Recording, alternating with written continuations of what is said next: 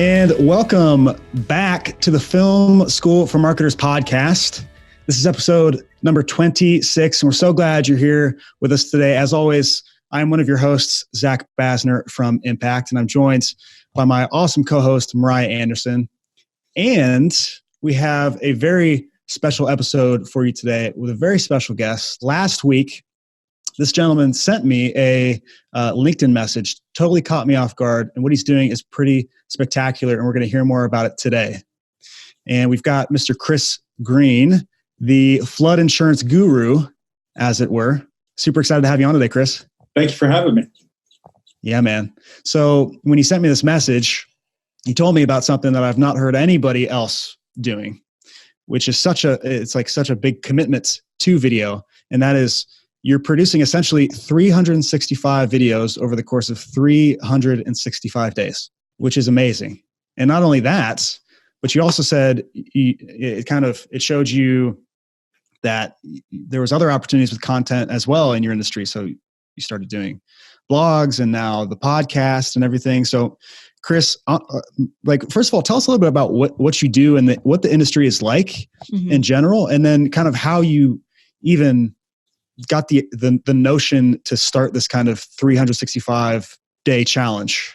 Well, I'll tell you, actually, it all started probably about 10 years ago. I bought a house in a high-risk flood zone. Didn't know I was buying in a high-risk flood zone until 2 weeks before closing. And the realtor's like, yeah, the 4 closings before yours fell apart. I forgot to mention that. And the lender's like, hey, your premiums are going to be $3,000 a year. Well, my master's degree is in emergency management with a focus in hazard and flood mitigation. So I was like, no, something's not right here. So come to find out, I knew about some laws that they did not. Rate was supposed to be $350. Well, it was a terrible experience. And so I was like, I don't want anybody else to have the same experience I did. Well, I was working for captive insurance agencies at the time. My hand was kind of tied.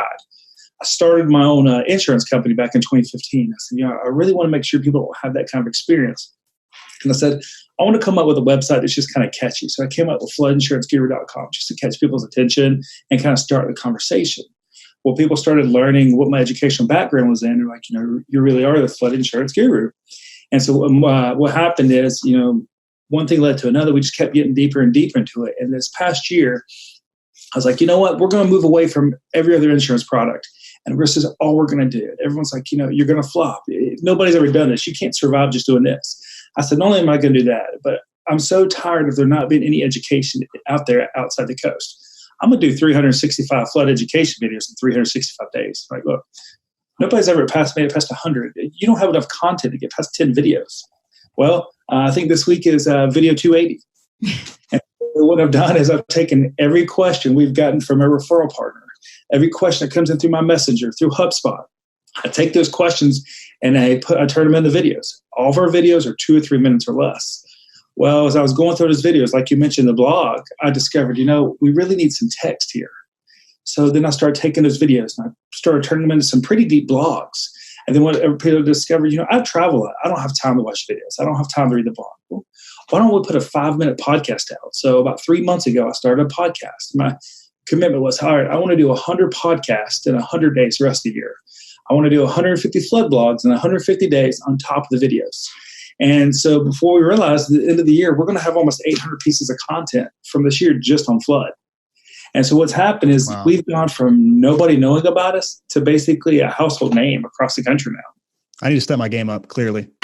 So Chris, you kind of alluded to this, like before nobody knew who you were. Now, if people are searching for these things, they find you. What's been the major impact besides that on the business? Like what's been the impact in leads and sales and revenue? Basically, I don't have to leave my office at all except to shoot video. I do travel. I travel about 2,000 miles a week because how I'm different on my videos, I don't shoot in front of a green screen. I might travel 1,500 miles to shoot a video in that area that addresses the concerns in that area. So when people see that video, they relate better to us. They're like, he's standing in front of my house, shooting this video, talking to me about the concern that I have. And I feel that's somebody that I can trust. And so what happens is the insurance agents in those areas, they don't want to deal with flood. They really have nothing to do with it. And so they start sharing our content like crazy. And you're the owner of this agency. So me, and I've got a virtual assistant that helps me, and that's it. So how do you make time for this then? You know what I mean? Like how, because I bet there's a lot of other business owners out there. I mean, I hear it, Zach, I'm sure you hear it. It's like, I don't have time to be producing content at all. Like, let alone like they don't have time to produce like 2 pieces of content per week kind of thing. But you're managing to like make this happen every single day. You find time to do things that are important to you. So whatever you make a priority, that's usually where your time is spent. So it's just a matter of how important of a priority it is. Now, for me, at blogging at night, from about 10 p.m. to 12 p.m. at night, I do my blogging. And honestly, I mean, I'm probably a terrible blogger. I'm probably a terrible writer. But like I tell people, guess what? At least it's out there. And I just hired my 18-year-old nephew to help me with it, who is studying journalism. And I'm sending him actually through the content creation stuff with HubSpot right now. So you kind of alluded to this a little bit, Chris. So you take the questions that you're getting from people emailing you do you have some sort of chat function on your website as well? You said something about HubSpot. What happens is now with HubSpot's new Facebook Messenger integration, it's great because it dumps it in. Like last night, I had an agent reach out to me. She said, hey, I've just kind of started this journey. I don't know the difference between these two things. All this stuff is confusing.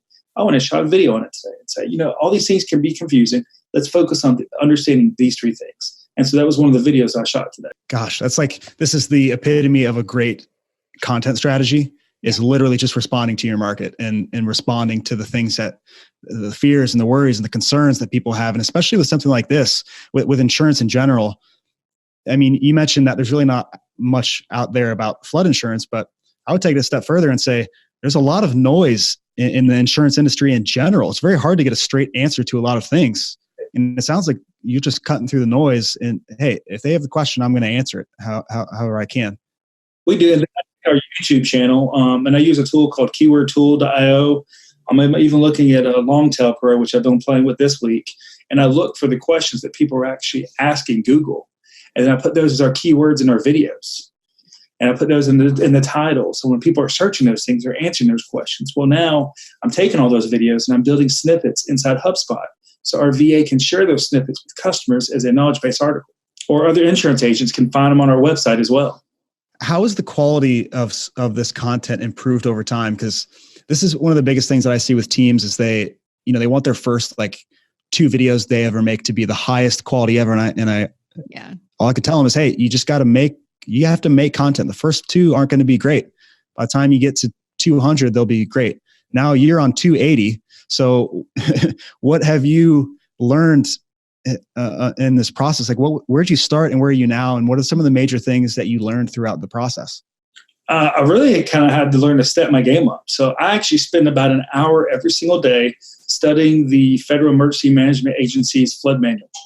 And I break that manual down. When someone asks me a question, I go to the manual, I review it. I look at flood issues in those areas. Then I take the manual and I relate it to those issues. And, I might bring up, different stuff on yesterday was 3 things that could be skyrocketing your flood insurance rates in these particular areas. Well, I thought it was going to be a 500-word blog. When I finished it last night, it was a 1,500-word blog. And so I kind of put my spin on it, but I take the facts from that manual and I also take the questions those people are asking them and I kind of blend them together. But what I've discovered is every day I have to spend about an hour of time researching. Yeah. So in other words, just the way that you've learned how to answer these major questions and develop this content out, you're really digging into the facts and you're kind of injecting your personal thoughts as well. But really, I imagine it's very literal, very matter-of-fact type stuff that you're explaining. It is, but I'm also in a video marketing course that has helped me a ton. And it's what people want things catchy. So in one of my videos, I dressed up as a grandfather because I was talking about grandfather rates. Another one of my videos that Facebook suspended me for, I was laying down on a mattress. I was talking about how firm are you? I was talking about flood insurance rate maps. I've got another one now. I found a hat at Six Flags, and it's a poop hat, and it says happens. And I wear that hat in half my videos. But what happens is, my sister says to me, I can't take you seriously in those videos. And I said, well, I guess it means you're watching the videos. Well, there you go. Yeah, there you go. So I try to do things to kind of, be funny. I shot one video a couple of weeks ago without my shirt on. And I was talking about premiums ripping my shirt off my back. That's awesome. So there's a very human approach to this. Then I can tell, which is amazing. Which is amazing. You got to have fun with it. That's what I tell people. It's not work to me anymore. It's actually more of a fun thing. Just come up with the different ideas. So how now that you've done this for a while, like how quickly would you say you started to see results from this? And because I'm sure a piece of it as well is like once you started to see the success and the results, that just probably got you even more jazzed and excited to be like, yeah, like, the time I'm putting into this is totally worth it. So what would you say that ramp up period looked like? I would say it was 3 to 6 months. But then what I discovered was like, wait a minute, somebody's submitting a form on something I wrote 6 months ago. So then what I realized was like, look, this content is out there forever. So all we have to do is keep consistently providing it. And, we can compete with these larger companies. Like I tell people, building $1 million brand on a $100 budget by creating valuable content. A lot of these other companies aren't willing to put the time into the content. And that's why people are coming to us, because of our educational background. And we're actually answering the questions. We're not really selling them anything.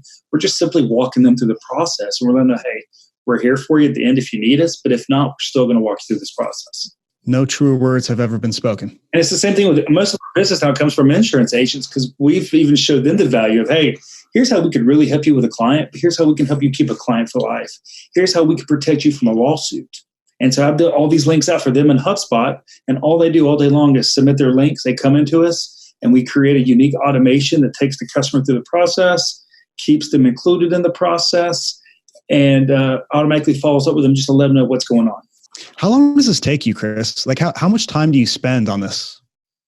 I would say I spend an hour to 2 on videos each day, just editing, playing with them, and then about another 2 hours at night on blogging. So I'm spending about 4 hours a day doing it, but that's where most of our leads are coming from now. And I do it all. I somehow learned how to inbound market. Yeah, you reverse engineered inbound marketing in a lot of ways. We have insurance companies reaching out to us now and saying, hey, would you mind putting a video out on this? Because people actually listen to you. Yeah, and they know you're going to make the video. Yeah.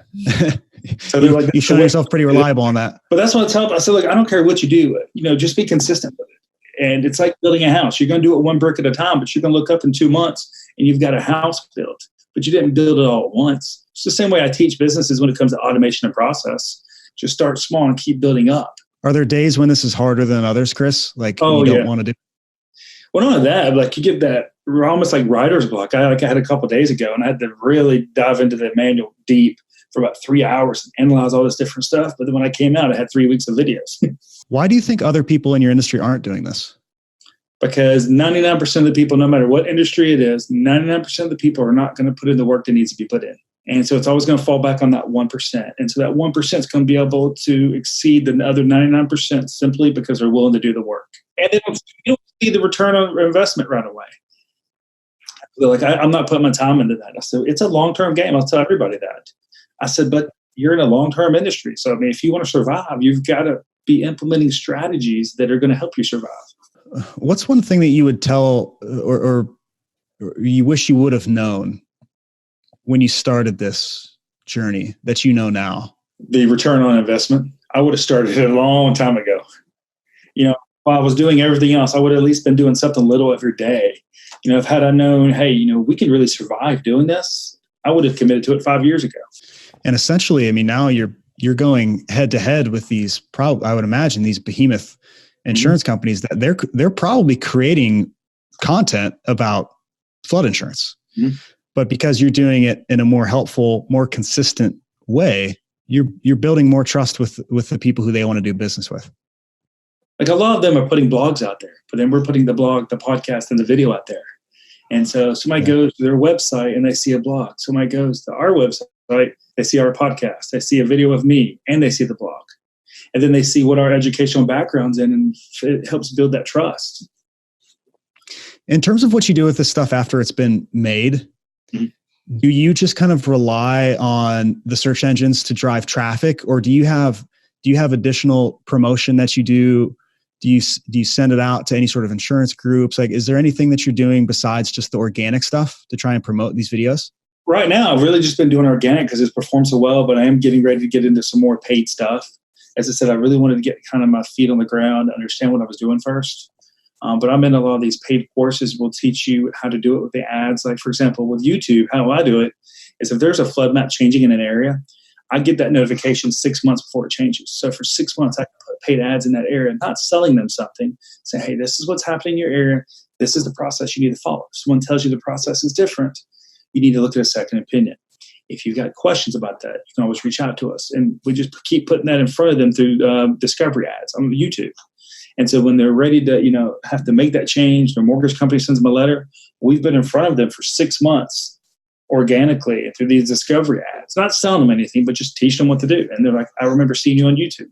So in terms of, we've talked a lot about like the marketing side of videos. Like, do you use videos in your sales process, and what does that look like? I use videos of everything. Every single one of my customers gets a video quote from me. And it's actually a side-by-side of going through the video. But the other thing I do, like a lot of other insurance agents do, they send all these quotes out. They might have the insurance company's name on there. We don't. I use Quiller and HubSpot, and I build out a custom proposal that just has our information. It might say option 1, option 2, option 3. So it's all about our company branding. It's not about branding someone else's company. What would you say, out of everything that you've done, are some of like the most successful things? And it could be like a couple marketing videos that have just like done really well for you, or even like your use of video in the sales process. What has just maybe like closed deals much faster? Like, talk to us about your success. Actually, it's got nothing to do with the flood insurance. I help people with disaster assistance after a flood as well. I help walk people through the Small Business Administration disaster loan. Well, when I put those videos out, I did it in Oklahoma about 6 months ago. We had almost 1,000 views in 24 hours. And those are probably the biggest hits we've had because those people were in a bind. They didn't know what to do. So we walked them through that whole process. And we picked up a lot of referrals in that area because of that. But they're like, look, no one else is willing to walk us through that process because they're not getting anything out of it. I was going to say, why do you think that's the case? But because they're not getting anything out of it, you would say? It's like this, hey, if you weren't being paid, would you still be doing this? Right. And so that the answer to that question is a key. And you can tell that with the people you're dealing with. You're just like you're a content machine. That's what I told her. I said, look, that's the only way we could compete with bigger companies. Yeah. Is through the content. Yeah. We don't have the marketing budget these huge companies do. But if we push that content, we push out good content, that's the only way we can compete. And not only compete, but win. Yeah. For example, I went against a big company the other day, and the customer says to me, she goes, the reason I'm going with you is your price is actually higher. She goes, but you actually said you did what you said you were going to do. You actually called me back. Yeah. I mean, it's a good lesson for all of us that, if we're willing to put the time in and really obsess over the customer and their fears and their anxieties and their worries and provide, when we say provide value, it's just like, it's such a, it's just like a blanket term for things, but really we're helping them. We're being helpful. And the person who's the most helpful, generally speaking, like you said, Chris, is going to get the business because you trust them and you want to work with them. And we work with people who we know, like, and trust. I really admire what you're doing, Chris. Mm-hmm. I think it's incredible. So 365 days of video. And then you said you've got 150 days of blogs and then 100 days of podcast. Yeah, I was talking to my nephew who's helping us last night about it. He's like, I thought about it. You're kind of the Kobe Bryant of flood insurance. He said, you're so deep into it that like nobody can get in there and compete with you because you're so dedicated. Yeah. I was like, well, I've never really heard anybody say that, but. Well, you've definitely got the jump on it. That's for sure. So what next? Like, what are you going to do after the 365 days? My goal is 500 videos in 500 days. That's what I'd like to get to. But you see, there's a different flood map. I could do a different video every single day, but I want to do something that people actually appreciate. So they can actually pull something out of. Mm-hmm. And that's why I'm real strategic about how I do it. Like, I won't do more than one flood map update in a day, or really even every other day, because then it only relates to that one area. And I don't want to lose some of that audience. Well, and Chris, you bring up a really great point here as well, which is that you're producing a lot of content, but at the same time, if all of this was just a numbers game, then inbound would be a lot easier, right? It's not just about creating a lot. It's about creating the right stuff. From what I can tell, that's exactly what you're obsessed with. So, of course, if you have more answers to questions and you have more ways to address the concerns of the buyer, that's great. But I don't want anybody to hear this and say, well, I'll be successful as long as I just create a lot of stuff, because it's really not a numbers game. It's if you can create a lot of good stuff, a lot of great stuff, preferably, that's where things start to change. And it seems like, Chris, you're focused on the right things. Yeah. Like when I started this, we might have had 10 to 20 leads a month. When I looked up yesterday, we already had 75 leads for the month. If you could give Chris one piece of advice for especially people who listen to this and they go, there's no way I could do what Chris is doing. There's no way that I could create that amount of, I don't have time in my day to create a video each day. It's just not possible. What advice would you give them for getting started and just, things that you wish you would have heard early on? Just do it. You don't have to do a video every day. Start with a video a week and then work your way up, because at least it's like I tell people, the best plan in your head doesn't matter. You could have a bad plan in place and it's better than a great plan in your head, because at least it's in place and you're learning from it. That's great. So Chris, we're going to drop all the links and stuff to go check out your content. We'll put that stuff in the show notes. But if somebody's listening to this and they want to connect with you, they have more questions about how you're doing what you're doing, or they just want to kind of follow you and see what's going on, where can they connect with you? You can connect with me on LinkedIn. You can connect with me on Facebook. It's where I spend most of my time right now. You can also go to our website and just shoot me an email. You can even give me a call on my cell phone if you want. And I've even got that number listed on there as well. That's very generous, Chris. I spend a half my day actually answering questions for other insurance agents. Everyone's like, "Oh, you're giving all your secrets away." I said, "No, because they're going to realize that, hey, it's smarter for me to work with someone with that kind of background and just send it to them and focus on what I'm good at." Yeah. And so if I can answer some questions and help people with that, they're going to realize that. Hey, and there's agents that listen to this podcast, and with this episode, they're either going to be very inspired, Chris, or they're going to be very frustrated that they can't do what you're doing. Yeah. Well, anybody can do it. As I said, it started off, I was like, I didn't really think I was going to get past 10 or 15, but it just kind of kept going.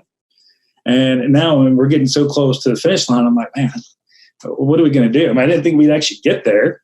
Well, Chris, I really appreciate you coming on, man. Thank you. Thanks for messaging us and telling us a little bit about your story. It's really, really great stuff. And if anybody else is listening or watching this and you have a great story like Chris, because I know many of you do, reach out to us. We'd love to have you on the show. We'd love to talk to you about what you've got going on. Thank you so much, everybody, for joining us today. Make sure if you enjoyed this video, you click that like button, comment down below, tell Chris how great he is, and make sure you subscribe so you don't miss out on any updates from Film School for Marketers. And tune in next week for a brand new episode. Until we see you next time, keep learning.